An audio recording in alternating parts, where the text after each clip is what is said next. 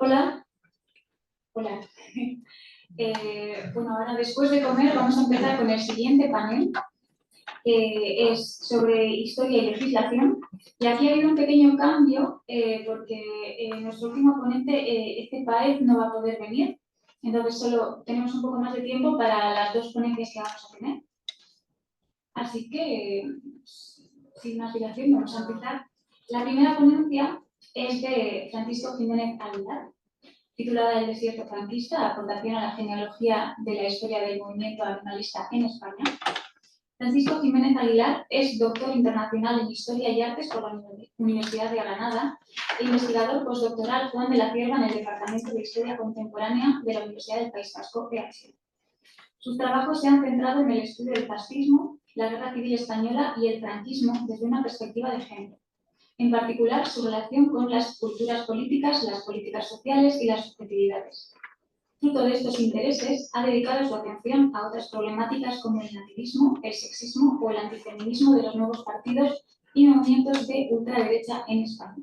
Así que, Francisco, cuando tú quieras. ¿Se escucha?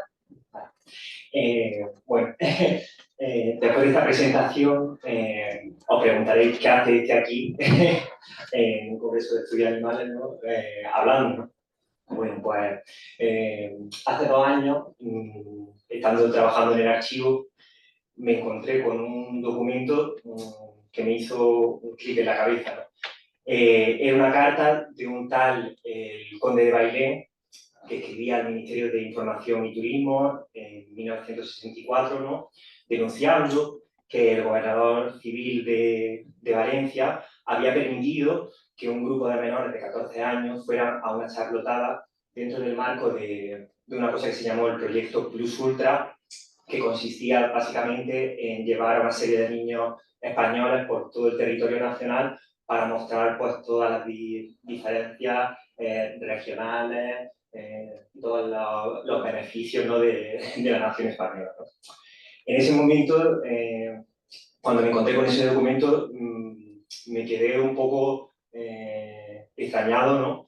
Pues bueno, pues en primer lugar de que alguien se preocupara, ¿no? por cuestiones animales en el contexto de la dictadura, ¿no? Y me hizo pensar que yo nunca me había cuestionado, ¿no? Hasta ese momento, pues que las cuestiones animales podrían ser un elemento, ¿no? sujeto a los problemas sociales y más en un contexto como el franquismo, ¿no? Un contexto de violencia, de represión, de desigualdad, ¿no? Y que incluso preguntarse, ¿no? pues, sobre este tipo de cuestiones, ¿no? Dentro de ese antropocentrismo moral, ¿no? pues podría resultar una banalidad, ¿no? o algo sin ningún sentido, ¿no? Entonces, desde ese momento, pues me empezó a picar un poco la curiosidad, ¿no? sobre este personaje, ¿no? el conde de Bailén, Carlos Arcos, sobre la cuestión del animalismo o el movimiento animalista, ¿no? Y desde ahí pues empecé un poco a leer sobre todo este tipo de cuestiones y cuando visitaba algún tipo de archivo, de biblioteca, pues a consultar documentación, ¿no? Referente a esta cuestión, ¿no? Entonces, cuando vi la propuesta, ¿no? de participar en este congreso, sin tener, ¿no? una investigación lo suficientemente avanzada, ¿no? ni solo resultados de un trabajo ya publicado, ¿no? Pues bueno, pensé, ¿no? que podía ser un lugar amable, ¿no? cercano, pues para plantear pues, todas esas cosas que había empezado a ver, ¿no? a analizar con todo este tipo de fuentes, ¿no? Entonces va a ser un poco una especie de work in progress, ¿no? como se dice en la academia inglesa, ¿no? sobre cuál fue, ¿no? o si hubo, ¿no? un movimiento animalista, ¿no? previo al antiespecismo, ¿no? aquí en España. Toda la literatura que pueda haber, ¿no? sobre cuestiones animales, ¿no? Tanto académicas como no académicas, dentro de la literatura y sobre el caso español, ¿no? Pues nos podemos encontrar con varias cosas, ¿no? En primer lugar, por la idea de que el franquismo fue un desierto, ¿no? Que no existieron ningún tipo de actitud favorable, ¿no? O en pro de los animales. Pues bueno, eso es una asunción generalizada, ¿no? Y que muchas veces pues también forma parte, ¿no? del relato, ¿no? De la construcción del movimiento antiespecista o de liberación animal dentro del propio Estado español, ¿no? Luego también te puedes encontrar en determinados textos, ¿no? Pues ciertos elementos como grandes figuras, ¿no? Que sí que sí fueron animalistas, ¿no? Y claro, se aborda todo este tipo de cuestiones desde una perspectiva individual, ¿no? Sin dar la oportunidad a que existan pues, esas redes o esa dimensión colectiva, ¿no? Sobre esta situación, ¿no? Pues, por ejemplo, la figura de Félix Rodríguez de la Fuente, ¿no? Pues como el único ejemplo, ¿no? de ese animalismo en estos años, ¿no? Pues bueno, si analizamos, ¿no? Las fuentes, la documentación que tenemos disponible, esa imagen, ¿no? Con la que contamos o que tenemos ahora mismo, podemos cuestionarla, ¿no? Brevemente, lo que podría ser el movimiento animalista en España, y disculpad, voy a utilizar la palabra animalismo, ¿no? Porque dentro de la academia no existe realmente un consenso sobre qué término usar. Por ejemplo, en este congreso pues, se está utilizando el término de antiespecismo, ¿no? Pero bueno, hay gente que habla pues, de liberación animal, de bienestar animal, ¿no? De derechos animales, y responde a distintos enfoques, ¿no? Que tienen su genealogía y su encuadre, ¿no? Pues dentro de distintas tradiciones, ¿no? y de formas de activismo, ¿no? Y entonces, pues, voy a utilizar, como ocurre lo mismo en el movimiento feminista, en el movimiento LGBTI, ¿no? Pues este término para englobarlo todo, ¿no? Dando cuenta de toda su diversidad. Bueno, como decía, el movimiento animalista en España podemos fechar a lo mejor en 1872, que se funda la primera asociación, Sociedad de Animales y Plantas en Cádiz, durante el sexenio revolucionario o democrático. Esas asociaciones irán floreciendo a lo largo del país, con un granito, ¿no? Que será la formación de los primeros patronatos de animales y plantas durante la dictadura de Primo de Rivera, que será una especie de paso intermedio en lo que se estaba haciendo, por ejemplo, en el Reino Unido, que es dando apoyo institucional desde la monarquía, por ejemplo, por eso se habla de Royal Society for the Prevention of Cruelty to Animals, ¿no? Cómo la monarquía apoyaba estas asociaciones, ¿no? En ese momento. Y también, a medio camino, en lo que, por ejemplo, sucederá en la Italia fascista, ¿no? Cuando el Estado va a utilizar también esas políticas animales, ¿no? Pues con un discurso nacionalizador, proteccionista, ¿no? En ese sentido. En los años 30 podemos decir que ese movimiento animalista es un movimiento vigoroso. Contamos con más de 40 asociaciones por toda España. Contamos con una federación que no solo es a nivel español, sino a nivel ibérico, lo que nos está hablando de que son sociedades que tienen una dimensión transnacional, ¿no? Que están conectadas, ¿no? Con lo que está pasando en distintos puntos del norte global, ¿no? Y que, bueno, y que están de alguna manera, ¿no? Relacionadas a esas dinámicas que se están dando en distintos lugares. ¿Qué va a suceder? Pues con la Guerra Civil Española prácticamente todas estas sociedades van a desaparecer. Ya sea pues, por la represión, ¿no? Muchos de los miembros que dirigían estas sociedades, ¿no? Fueran gente de la alta cultura, de las clases altas, ¿no? Mucha gente pues, fallecerá, se irán al exilio o debido a las circunstancias de la propia guerra, ¿no? Y su dinámica, pues no podrán seguir funcionando por las dificultades económicas, por los desplazamientos de gente, etcétera, ¿no? ¿Qué va a ocurrir en el franquismo? Bueno, el franquismo no va a vivir ajeno a las cuestiones animales, a pesar de que no sea en ningún caso un ejemplo de un régimen en el que se implanta una política progresistas, ¿no? Bueno, innovadoras en la cuestión animal. Un gran ejemplo y el que se suele utilizar siempre pues, la ley de Alimaña, ¿no? Que permitía prácticamente pues, cazar, ¿no? O matar a todo tipo de animal, ¿no? que genera algún tipo de problema. Pero sí es verdad que va a existir, y a lo mejor lo vemos en las siguientes exposiciones, ¿no? Determinadas legislaciones que dan cuenta, ¿no? de que existe una preocupación o un interés sobre cuestiones animales. Y una, por ejemplo, es la modificación de la ley de vagos y maleantes, ¿no? En 1958, donde se incluye la cuestión de los actos de crueldad contra los animales y las plantas, ¿no? En ese movimiento de persecución del gamberrismo, ¿no? En ese momento se piensa como la juventud como un problema social, ¿no? Y bueno, se asociaba mucho el dañar a los animales y a las plantas como un problema cercano, ¿no? a esta cuestión juvenil, ¿no?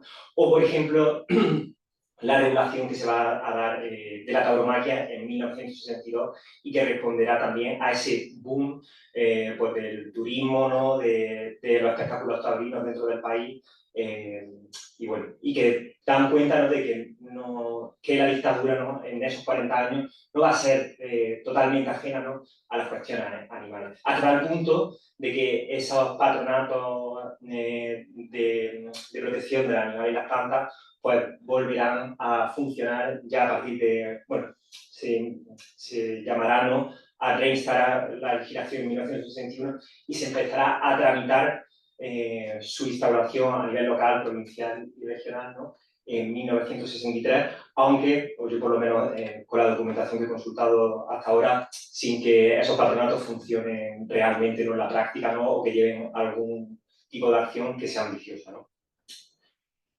¿Qué va a suceder con las sociedades? ¿no? Creo más tarde serán asociaciones cuando cambie la legislación de animales y plantas. Bueno, pues básicamente van a persistir sus intereses o las problemáticas que habían tenido en los años 20 y 30 y que van a ser similares, ¿no? a las de otras naciones, ¿no? del norte global. O bueno, por ejemplo, el control de la población animal dentro de los núcleos urbanos, en concreto pues, la cuestión de los perros y los gatos abandonados, ¿no?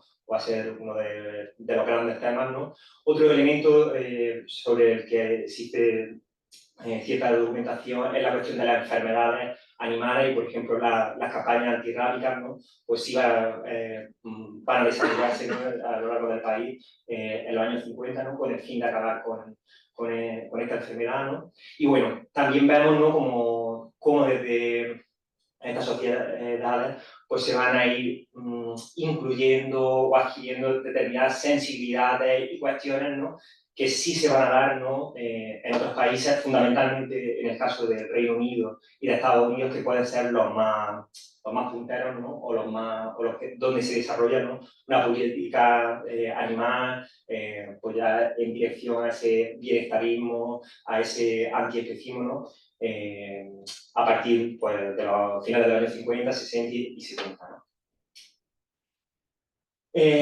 ¿Quiénes son esta gente que está en la sociedad protectora de animales y plantas? Pues bueno, van a ser gente que al igual que sucedía, ¿no? antes de la guerra civil, pues son gente que pertenece a las clases altas, ¿vale? Y en este caso, dentro de la dictadura, pues van a ser gente simpatizante más o menos con la dictadura, o lo que se solía decir, gente de buena reputación, ¿no? El único caso, por ejemplo, en el que he encontrado la documentación es el caso de La Coruña, ¿no? donde se solicita la creación o la reactivación de la sociedad protectora, ¿no? y ahí vemos cómo se solicita, como sucedía en muchos procesos, ¿no? durante la dictadura, pues un aval de las 4 columnas locales que había en todos los sitios, ¿no? que era el alcalde, el guardia civil, el sacerdote y el jefe de falange, ¿no? para ver esa respetabilidad de los miembros, ¿no? de esa sociedad. ¿no? Y en este caso, pues vemos como todos cumplen el patrón, ¿no? de que tienen una buena conducta política y moral, y si no son afectos, como dice la documentación, al glorioso movimiento nacional, ¿no? Sí que no presentan ningún tipo de actitud política o social que pueda ser reprobable. Y bueno, pues en el caso este, por ejemplo, de La Coruña, si vemos alguna mujer que se ha divorciado, ¿no? Y que lo reseña en la documentación, ¿no? Pero no es algo que resulte como rechazable, ¿no? Para su participación o para que se quede, ¿no? ¿Quién son esta gente? Pues, como decía, gente que pertenece directamente a la aristocracia de la época, son gente que proceden de las grandes profesiones, artistas, sacerdotes, gente ligada a la universidad, fundamentalmente, por ejemplo, los departamentos de zoología o de veterinaria, ¿no? Pues son gente que va a tener esa sensibilidad. Y luego también vamos a ver mucha gente que podríamos situar en la burguesía, ¿no? Pues desde comerciales, gente también funcionariado, ¿no? A partir del año 60, 70. También vemos, ¿no? Como toda esta gente, o la mayoría de esta gente, no había participado en esas sociedades protectoras de animal y planta antes de la guerra civil, ¿no? Entonces, todavía sin haber realizado, ¿no? Un estudio prosopográfico, ¿no? De toda esta gente, pues sí podemos decir como que hay una especie de nueva generación, ¿no? O gente, ¿no? Que tiene esa sensibilidad zoófila, como se suele decir en la época, sobre cuestiones animales, ¿no? Hasta el punto, pues, que había, bueno, en 1959 se reinstaurará la Federación Ibérica, bueno, o Ibérica de Animal y Planta, y 12 asociaciones van a participar. También habla de que cuenta con 3 delegaciones, también de que se van a formar 8 grupos, que hay algunos que sí hay documentación de que se formaron y otros que no cuentan, y luego hay otros grupos que sin formar parte de esta federación yo he encontrado en el Archivo General de la Administración, ¿no? Como censados, ¿no? Como asociaciones, ¿no? Y aquí os traigo un mapa, ¿no? De dónde habría estas asociaciones. Fundamentalmente, pues veis, son sociedades que se quedan en núcleos urbanos y que van a estar fundamentalmente, pues, la más importante en Madrid y Barcelona, en el litoral, ¿no? Del país, y también van a coincidir mucho con territorios o lugares donde antes habían existido sociedades protectoras de animales y plantas. ¿Sobre cuántos socios o si había muchos simpatizantes sobre estas sociedades? Pues en algunas de ellas contamos con el número de socios, ¿no? Depende, pues, en el momento en el que tramitaron esa documentación, pues son distintos años, por lo que no podemos establecer como una foto fija, ¿no? Ni tampoco una evolución de si aumentaron el número de socios, ¿no? Pero sí decir que, por ejemplo, es una cifra considerable, ¿no? Por lo menos los que vienen afiliados. Para preparar la presentación, bicheé un poco en internet cuánta gente, por ejemplo, había afiliado hoy día al PACMA, y hoy día tenemos 5.700, según un artículo de prensa el año pasado, ¿no? Entonces, si por ejemplo en Madrid había 3.958 personas, no se trataba de un movimiento, ¿no? O de una colectividad marginal, ¿no? O no deberíamos de tratarla de esa manera, ¿no? Pues bueno, en Las Palmas en Las Palmas de Gran Canaria tenemos 1.521, en Sevilla 1.383, y bueno, son números, ¿no? Considerables. ¿Qué pasa? Que una cosa es la gente que está afiliada y otra gente luego es la que realmente participa, ¿no? Dentro de la movilización, y eso, la gente que ha participado dentro del activismo social, ¿no? Pues tiene mucha experiencia, ¿no? Y eso se puede ver, ¿no? Pues en las publicaciones de las propias protectoras, ¿no?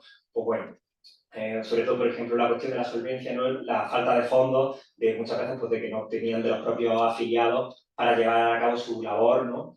Que no solo consiste en una labor propagandística, sino también de cuidado de animales abandonados, ¿no? O el desarrollo, pues, de políticas, ¿no? O de iniciativas, pues, como puede ser, por ejemplo, la creación de centros veterinarios para uso público y también para uso propio de las sociedades, ¿no?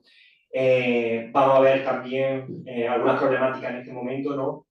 pues son los conflictos dentro de las propias sociedades, conflictos de egos, ¿no? De quién dirige la sociedad, ¿no? Quién tiene más protagonismo, ¿no? Y bueno, también vemos pues, las diferencias, ¿no? Que van a existir si las comparamos, ¿no? Con países como el Reino Unido, con Estados Unidos, ¿no? Donde ya hay otro tipo de paradigma, otro tipo de cuestiones, ¿no? Que quizá aquí no lleguen a este tipo de sociedades. ¿Qué cosas podemos destacar de este proteccionismo? Una cosa, ¿cuánto tiempo tengo? 20, 25 minutos. Hay tiempo, porque ¿Sí? como nos va a faltar un ponente, no hay problema. Es para ir más rápido, ¿no? Vale. ¿Qué características o qué cosas podemos destacar de este proteccionismo animal? Por ejemplo, es un movimiento que podemos decir que es transnacional y que tiene una sensibilidad o una interrelación con lo que está pasando en el resto del mundo. Ahí tenéis, por ejemplo, a Francisco Ser y López, conde de Ser, que va a ser el agregado español en la ISPA, en la International Society for the Prevention of Cruelty to Animals, ¿no? Es decir, participan en estas organizaciones internacionales que se van a ir creando desde los años 50, ¿no? En todo Occidente, ¿no? Y tenemos aquí la que es fundamental, ¿no? Que es Dolores Mansans, que va a participar en la ISPA también, que va a ser la representante española en la World Federation for the Protection of Animals, que va a llegar incluso a ser la vicepresidenta de esta organización internacional. Por lo tanto, no es una posición marginal ni es un personaje que participe como de forma accesoria, ¿no? Sino un rol activo, ¿no? En esos años de la dictadura, ¿no? Y también tenéis, por ejemplo, la figura de Félix Rodríguez de la Fuente, que va a ser como el representante aquí en España y que luego creará la ADENA, ¿no? Creo que en el World Wide Fund, ¿no? Ya en los años 70, ¿no? La importancia de España en este momento va a ser tal que, por ejemplo, Dolores Mansán va a ser la encargada de intentar expandir la WFPA en Latinoamérica, ¿no? O la que va a intentar promover que todas las sociedades protectoras de animales y plantas de Latinoamérica participen o se extiendan, ¿no? en ese territorio. ¿Qué más podemos ver de esa transnacionalización o de ese carácter transnacional? Pues mira, por ejemplo, estas protectoras de animales también crecen o surgen por iniciativa de personas que vienen o que viven en España. Y es el caso, por ejemplo, de la protectora de Canarias, ¿no? que la funda, creo que Jacqueline Lafort, no sé si es francesa o alemana, pero mientras está viviendo ella en las Islas Canarias, en Gran Canaria, funda la protectora y ella va a estar trabajando allí durante 1 o 2 años, deja la sociedad y otra gente de allí, el Coronel Rojo y su esposa, pues serán los que sigan dirigiendo esta organización, ¿no? Es decir, personas que vienen de otros lugares, ¿no? Pues participan en ese desarrollo de las protectoras en este año. En territorio español. También va a venir gente, ¿no? que planteen sociedades, ¿no? En las que se relacione directamente, ¿no? El animalismo, ¿no? Entre España y el Reino Unido. Y este es el caso de Miss Phyllis Ward, que va a intentar crear que va a crear la Sociedad Española para el Bienestar Animal, y ahí vemos cómo se mete la idea del bienestar animal ya desde los años 60 aquí en España, aunque la sociedad, o por lo menos yo no he encontrado, tenga un largo recorrido o tenga una influencia determinante, ¿no? O vemos también, por ejemplo, que es curioso, ¿no? Como, por ejemplo, personalidades como la esposa del embajador de Estados Unidos participa en multitud de eventos relacionados con animales, ¿no? Como concursos caninos o participa en las actividades que desarrolla la Sociedad Protectora de Animales y Plantas de Madrid.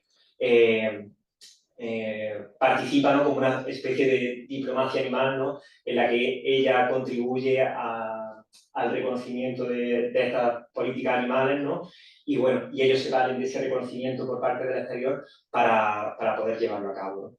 Y otra cosa que deberíamos también siempre tener en cuenta, ¿no? Cuando estudiamos el animalismo, ¿no? Cuando estudiamos este tipo de cuestiones, que también hay un desarrollo, ¿no?, del antianimalismo, ¿no?, o por ejemplo, en este caso de la tauromaquia, ¿no? Y vemos como en este contexto también los empresarios de la tauromaquia van a intentar que se lleve la tauromaquia española a otros países, que se hagan corridas de toros, aparte de países que tenían tradición de tauromaquia, pues Latinoamérica, en Francia, pues también en el Reino Unido, y es el caso de la creación en 1959 de Club Taurino of London, ¿no?, que van a intentar que se organicen corridas de toros allí en el Reino Unido, obteniendo toda la reprobación, ¿no?, de las asociaciones inglesas, ¿no?, en aquel momento. ¿Qué otro elemento creo que es fundamental de las sociedades protectoras de animales y plantas? Y lo podemos ver ahora mismo aquí en los que estamos reunidos. La importancia de las mujeres. La mayoría de movimientos sociales, dadas las circunstancias de la dictadura, pues siempre van a estar dirigidos por hombres, ¿no? Y aquí se ve claramente que el papel rector o las que van a intentar desarrollar estas políticas animales son mujeres, a pesar de que muchas veces, pues, por ejemplo, no puedan acceder al menos hasta 1960, a los puestos de responsabilidad como presidentas de esas propias asociaciones, aunque ellas sean virtualmente, bueno, en la práctica, las presidentas y las que desarrollan este tipo de políticas, ¿no? Y ahí tenéis a Gloria Gómez Naranjo, que es la de arriba, la que lleva el abrigo de bisón, y que va a ser la que escriba la revista de la protectora de animales y plantas de Madrid, que desarrolle, por ejemplo, que escriba obras dirigidas a los niños con un mensaje, pues, animalista, de protección. Y abajo tenéis a Dolors Marsans, ¿no?, que va a ser también el corazón de la protectora de animales, bueno, de la Liga de Protectora de Animales y Plantas de Barcelona, y que luego va a desarrollar, pues, todo un activismo internacional, transnacional, ¿no?, sobre este tipo de cuestiones animales, pues prácticamente hasta que fallezca en 1999, ¿no? Entonces, por ejemplo, cuando analizamos el franquismo, ¿no?, aparte de, bueno, ya está reconocido que en prácticamente todos los movimientos sociales y todo eso, la importancia de las mujeres, ¿no? Pero aquí en el caso del animalismo se ve claramente cómo ellas son las que dirigen, las que toman la iniciativa y las que, bueno, desarrollan este tipo de política y tienen esa sensibilidad, ¿no? Más que los hombres, que muchas veces, pues, cumplen ese papel más accesorio, ¿no?, como presidente, ¿no?, porque dadas las circunstancias de la dictadura y la legislación, pues se queda con esas condiciones. No puedo pasar por... Ay, cáncer. Vale. También vamos a ver cómo se va a desarrollar una especialización de distintas sociedades con cuestiones nicho, ¿no? Y va a haber, pues, asociaciones proteccionistas, ¿no?, como esta de la Liga de Faisal, que se van a dedicar al cuidado de determinados espacios por sus condiciones vegetales como animales. Va a haber una asociación dedicada específicamente a la cuestión de los espectáculos crueles, ¿no?, y a la cuestión de la crueldad, como es la AFE. Va a haber asociaciones dedicadas a un animal en concreto, ¿no?, como la Liga Internacional de Protección del Caballo, que va a funcionar en Andalucía, en Sevilla, Málaga y Cádiz. También van a existir varias asociaciones vegetarianas por todo el territorio español, que no son de raíz, pues, anarquistas, socialistas o de izquierdas, como habían sido previamente, ¿no?, en los años 20 y 30, sino con figuras que, bueno, que eran bien vistas por la dictadura, ¿no?, pero que sí tenían esa sensibilidad, ¿no?, de no consumir animales, ¿no?, y que van a estar, y que sin tener un enfoque todavía vegano, ¿no?, sí va a haber una relación, y si se analizan los aspectos, de no causar, ¿no?, daño al animal. Y luego veremos también, pues, el desarrollo del ecologismo, ¿no?, cómo va a estar de alguna manera también relacionado con cuestiones animales. Voy a llamar rápido. También durante la dictadura se va a ir desarrollando, pues, secciones, por ejemplo, en la revistas, en los periódicos, más adelante luego en la radio y la televisión, ¿no?, que traten cuestiones animales, que es una de las grandes reivindicaciones de las protectoras de animales, que siempre se había dado voz, pues, a los taurinos, ¿no?, que siempre se habían tratado las cuestiones animalistas como una cosa naif o ridiculizándolas, ¿no?, y ellos van a demandar, ¿no?, pues, que se le dé la misma importancia a sus argumentos que otra gente. Van a surgir celebridades, ¿no? Lo que podríamos llamar celebridades, ¿no? Animalistas, pues, como la propia figura de Félix Rodríguez de la Fuente, ¿no? Y también durante la dictadura van a existir, pues, sí, gente que va a simpatizar con estos colectivos, ¿no? Con estos movimientos, pues, de la cultura, del cine, ¿no? Que van a, pues, abordar también cuestiones animalistas, ¿no? De alguna manera. Vamos ya al meollo de la exposición, ¿no? Y ya voy a concluir. ¿Cómo podríamos definir, ¿no? A este animalismo, ¿no? Pues yo he utilizado un poco este concepto de animalismo católico, ¿no?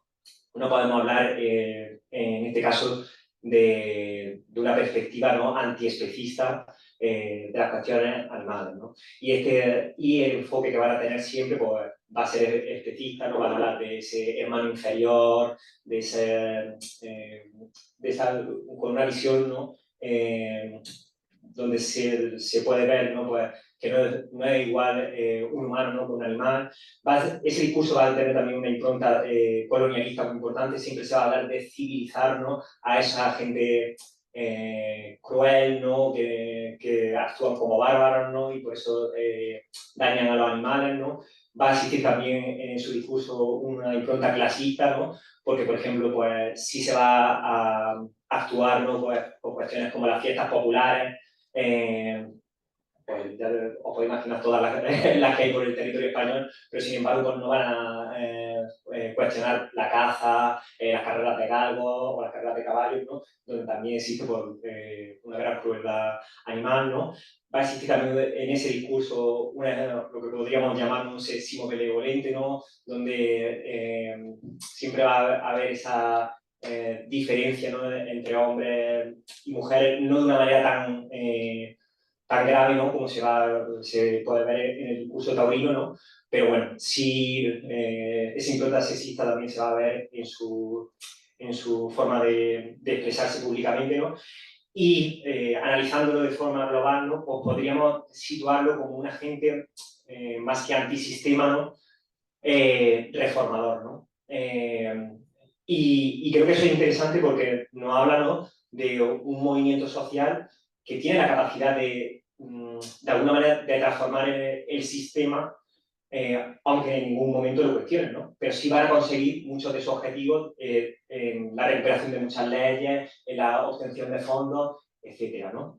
Entonces, a grandes rasgos, haciendo como un análisis general, ¿no? De brocha gorda, pues esta sería como la posición mayoritaria de toda la gente, bueno, de la gente que lidera este tipo de asociaciones, ¿no? Pero sí es verdad pues, que podemos ver dentro de ellos pues, posturas abolicionistas, ¿no? Anticrueldad, ¿no? Con un cierto desarrollo, también posturas cada vez más pues, conservacionistas o ecologistas, ¿no? Con una dimensión más conectada, ¿no? Pues, con las cuestiones que se empiezan ya a poner nombre del cambio climático, de la contaminación, etcétera, ¿no? Y también la conexión, ¿no? del vegetarismo, como se denominaba, o el vegetarianismo en ese momento, ¿no? Con no causar crueldad, no ser cruel, ¿no? Con animales, aunque sin llegar, ¿no? a una postura vegana, ¿no? Pues bueno, concluyo, ¿no? Como podéis ver, ¿no? Viendo lo que acabo de exponer, es difícil pensar, ¿no? Que existiese ese desierto franquista, ¿no? Que durante el franquismo se careciera, ¿no? De un movimiento, ¿no? De una organización colectiva, ¿no? Sobre cuestiones animales. ¿Ese movimiento es el que tiene que servirnos de referente? No necesariamente, ¿no? Por las posturas, ¿no? Por la capacidad, ¿no? De cuestionar realmente este sistema, ¿no? Que causa tanto sufrimiento animal, que es fruto también, causa, vaya, el factor, ¿no? del cambio climático, pero sí también, pues, y concluyo con esto, es una muestra, ¿no? De que pues, también ese tipo de circunstancias, y yo creo que los estudios animales, ¿no? Nos tienen que llevar también a pensar, ¿no? Más allá de la idea, pues también en la práctica, en la emoción, ¿no? Pues yo creo que un ejemplo, ¿no? De construir, ¿no? De poner en movimiento, ¿no? Pues esas actitudes favorables, más cercanas, ¿no? Al cuidado, a la protección, al bienestar, bueno, a la la defensa, ¿no?, de los animales, ¿no? Y bueno, pues dentro de ese desierto franquista, pues también había un pequeño oasis, ¿no? Muchas gracias.